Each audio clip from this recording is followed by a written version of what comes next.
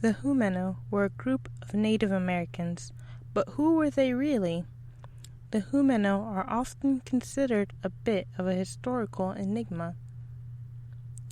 It is difficult to know for certain whether Jumano was the Spaniards' name for one group or for many. The Jumano were centered in the Rio Grande region in an area stretching from El Paso to Big Bend, but they often traveled a long way a ways. They hunted buffalo and in wet years farmed on riverbanks, eating pumpkins, maize, squash, and many other gourds and vegetables. They also ate agave, cactus fruit, and mesquite beans. The Jumano had an odd way of cooking their food. They would heat stones in a fire, then use a pair of sticks to take the stones out and drop them into a calabash. Then, once the water started to boil, they would pour in whatever they wanted to cook.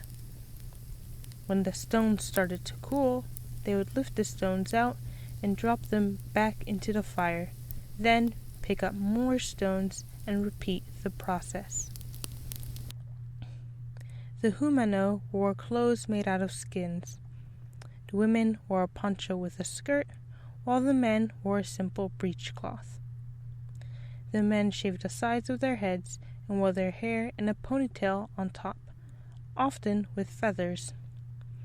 The women wore their hair loose or in the same ponytail as the men, but longer. They also had permanent tattoos. The Jumano were skilled diplomats and had alliances with dozens of tribes. They traded not only in goods, but also information that they had picked up on their long travels. When the Spanish appeared, the Jumano thought it would be a good idea to ally themselves with these powerful newcomers, especially with the ongoing drought and the threat of their enemy, the Apaches. However, they were unable to get a satisfactory alliance, and soon they seemingly disappeared. There are many theories of what happened to them, one being that they ended up allying with or getting absorbed by the Apaches. There is a group of Native Americans that call themselves the Apache Jumano. They claim that the Jumano have not disappeared and they are applying for national recognition.